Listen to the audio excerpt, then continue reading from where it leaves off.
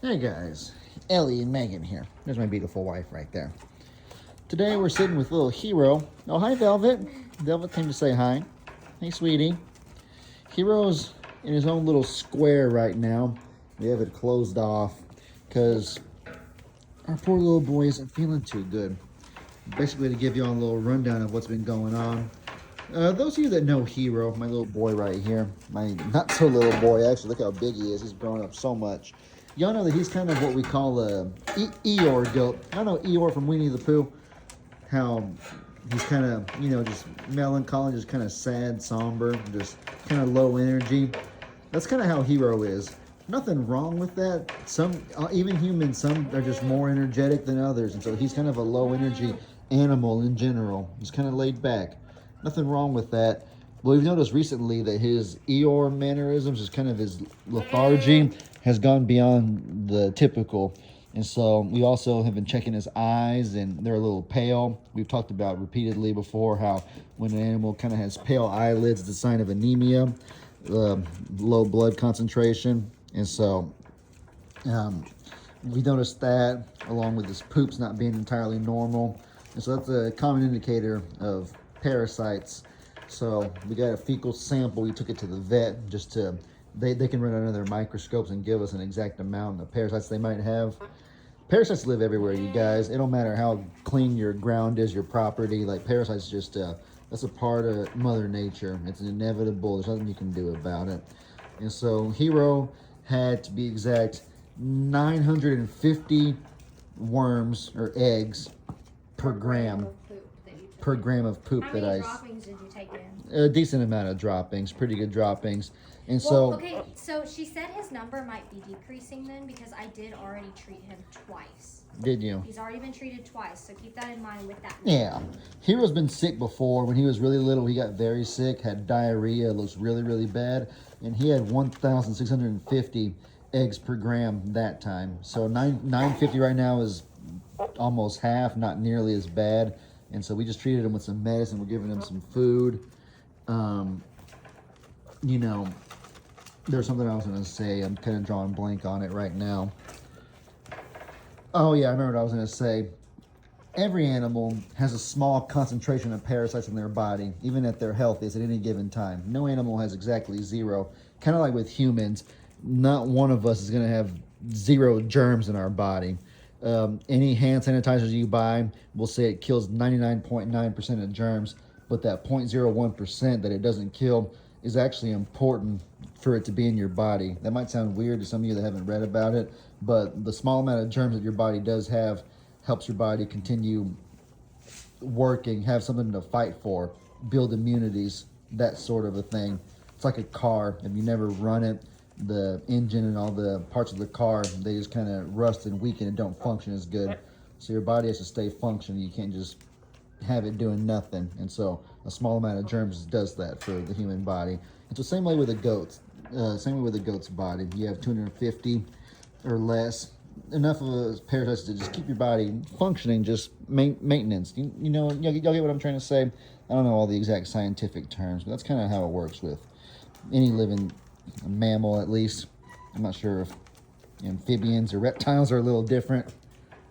Kind of curious to learn about frogs, reptiles, and how they work, and so I wonder if it's any different than with, mammals like us. I think the best way you described it is for sure in animals that eat off of the ground, which just means ruminants, which are goats and cattle, and they eat grass, and that's just where parasites live. That's where they live, and so they will always have a concentration of it in their body. You will never have a clear fecal. If you have a clear fecal, I think that's alarming in of it itself, but you will have a healthy number. And you talked about that threshold of where they decide, should we start treating, and that's at 250. It's just part of life. Some people dry lot their animals. They have them in corrals or areas where there's no grass, so they're not really eating off of the ground. They'll eat hay, they'll eat grains like corn and stuff like that instead. And so it's good for avoiding parasite load, but at the same time, you run risks of obesity. And you guys don't need me to tell you how once you get too overweight, like, your blood don't flow as good through your body. I have high cholesterol. It's genetic in my family, so I take medicine for it even at 25 years young. So I know firsthand the importance of good blood flow through your body. And so just no matter what you do, there's no, life happens. Mother Nature always hits. There's nothing that you can do to avoid everything. You just have to make your best educated guess and do what you think is right. And so all of our other goats are doing good. Hero's just doing amazing. Hero's just telling me he's just a little upset. So y'all keep him in y'all's prayers. I would appreciate it. I've been praying for him, and he's doing a lot better. He's I'm not. We're just got shocked by the hot wire. Really, cat? Yeah. Oh, that's not good. just slightly concerned, but I am. We were on it quick. They're giving us the right medicines, and so you have to when you're approaching the weekend. You don't have a choice. Yeah. There are no vets open on the weekend, so you have to make that decision. If you suspect something on a Thursday, you have to make that decision quick for your Friday plans. Yeah, we've lost 2 beloved animals of ours, maybe even a few more than that, just over the years that seem. I can think of 2 that were just fine one day, and then the next they basically just dropped dead, and so it was awful. So in both cases, they had barber pole worms, is what ultimately led to their demise, and so. It's not like the worms infested their body in one day. It's more so that they kind of get the worms in their body, and then the worms lay eggs and multiply over time. And they don't ever show you. They never had bad diarrhea, or never showed they were sick. Just eventually their body got overrun one day, and it got overrun bad enough to where they first started showing symptoms and just collapsed like that. And so ever since then, we've had to keep a super duper close eye on our goats. It just even if they seem healthy, just checking anyways. I don't want to take over and like completely I've talked bogart the education of the video, because I talk a lot. I mean, I like beat a dead horse with how much I talk about how parasites work, but I think it's important to note, because I know that some of your viewers don't watch my stuff, and not everybody catches every parasite video. But when you hear like, oh, they're not showing symptoms, well then shouldn't you be doing routine deworming? Because that's something that people think has to be done. And for a period of time, up until recent research has said that routine deworming the whole herd can actually be more dangerous to your herd in building a drug resistant, just like antibiotics. So no, we don't routinely worm per the vet's orders. And so that just means you have to be on top of this right here, because there's pros and cons to everything, you guys. But it's a choice you have to make. Exactly. Also. It's a choice. Like I said earlier, with do you have them dry lighted? Do you have them on all grains and hay, or do you have them on God's natural grass? There's pros and cons to both ways, and so the same thing here is that some people deworm their entire herd every 3 months, the routine schedule, and so what's good is that they don't develop an immediate parasite load. But over time, they begin to, their body kind of gets resistant to the dewormer. And so in the long run, the dewormer isn't nearly as effective because they have it so often. And then they can get overrun in the future. And then you can't treat them. And then you can treat them all you want at that time. You can overdose them, but it's just not going to work. Their body is the worms in their body are already resistant to it. And their body just doesn't receive it the same way. And so, and then on the contrary, we decided the other approach was a little bit better, of only deworming on a symptomatic basis. That way we know that when we do deworm, it's going to be very just potent and effective like that. The only con though, or the only risk, is that you have to be able to notice the symptoms. And so if they're only showing really light symptoms up until the last moment. Ooh. You okay, buddy? You sneezing? Oh, you're angry. You just, if what we're doing is a little riskier, in that you have to be able to just notice the symptoms, even if they're really mild, because we lost 2 that, like I said, basically showed no symptoms up until the last moment that it was too late. And I'll stand on that to like my grain. Well, yeah, the vet today, and I don't care what sort of doofuses on YouTube are like, that's not true, you just have to look close. No, the vets told us that it's not uncommon for an animal to be sick for months and not show it until 24 or 36 hours before death. Those are her basically exact words. That's from A&M's pathology department. Yeah, as well. So like this isn't just not some hooey opinions. Yeah, not some buffoons or anything. They have years and years of education. Yeah, they're as credible as anybody on that. I think there's something interesting that I think maybe your viewers would like to know. Again, I've talked about it. You don't have to, but I think it's also important when you think of Hero being an Eeyore goat. Its personality, but also we have to remember that Hero was born paralyzed, and his paralyzation was a mineral deficiency at birth.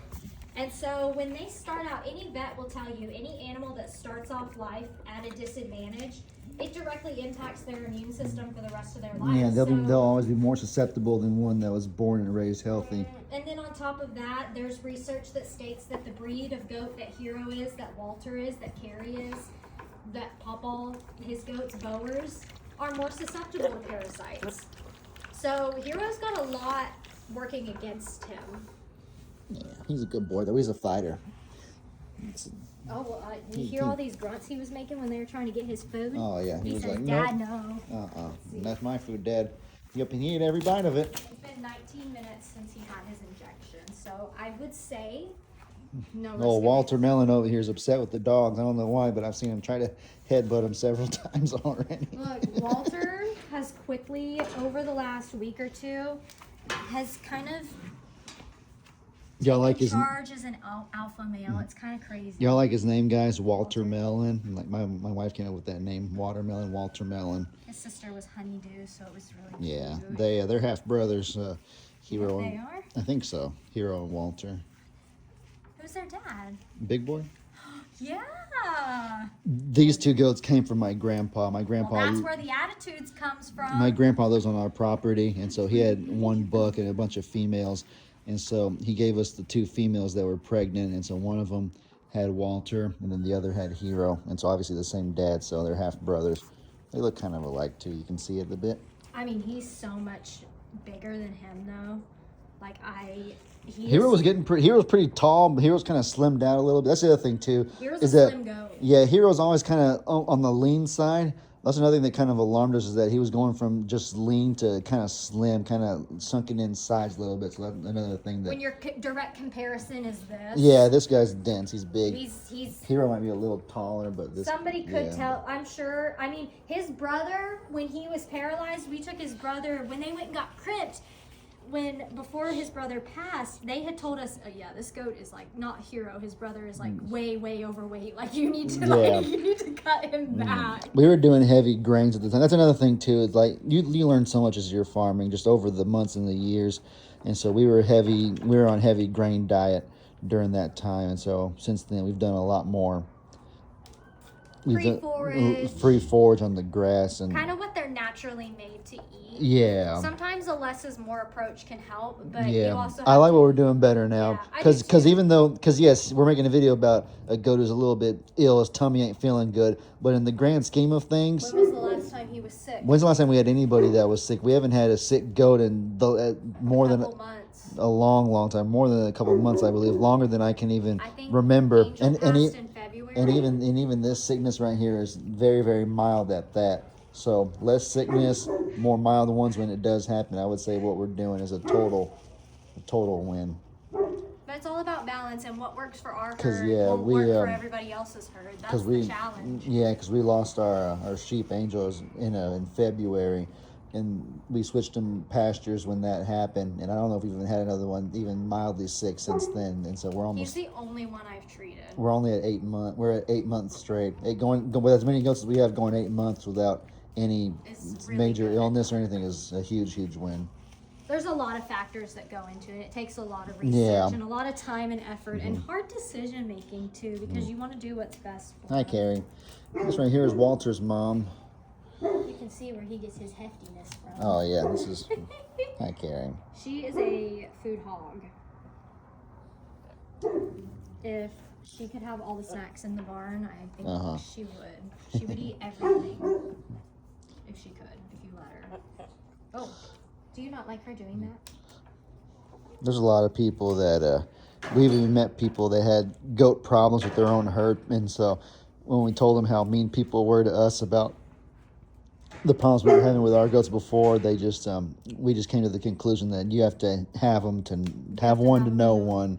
Really, that's what it is. Nobody who doesn't have any could ever relate or fully understand. It's hard too, because you want to apply livestock to, when you're watching people with livestock, you want to apply it to dogs and cats and humans and relatives, but livestock is so different from other animals.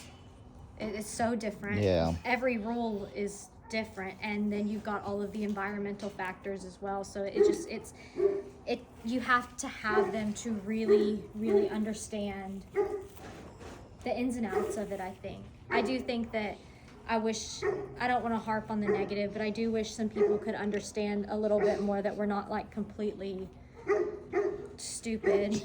Like, I think there are some people that genuinely think we're stupid and like don't love and enjoy our animals or watch them and all of that. And I'm like, I mean, what more do I have to show you than like every animal that could be surrounded is over Some here. people are just gonna choose not to see it. A lot of times it's a choice. It don't matter what you do. Even in football, the Eagles won the ring this past year. So I'm a Chiefs fan, but even I can give respect where it's due. And people still criticize Jalen Hurts and the Eagles because it's kind of unconventional way they play. It's kind of, I don't want to say ugly, but it's kind of an elementary version of football. And so people are going to still criticize them no matter how much they win. But they've been to 2 Super Bowls, won a ring recently. And so winning is winning, in my opinion. And so that kind of thing. 2.5. Football, something I'm pretty, obviously I'm very knowledgeable about, but that principle can apply to anything pretty much. Looks better than it did earlier. Oh, yeah. I think he'll recover pretty quickly. The 2 medications he got are, they're heavy doses. You'll do good, buddy. We'll give you more injections. All right, guys. Well, we will keep y'all updated with Hero. I'm confident that he's going to do well. I appreciate and love you guys so very much. I hope you all have an incredibly blessed rest of y'all's day. In Jesus' name. And as I always say, your boy Ellie out.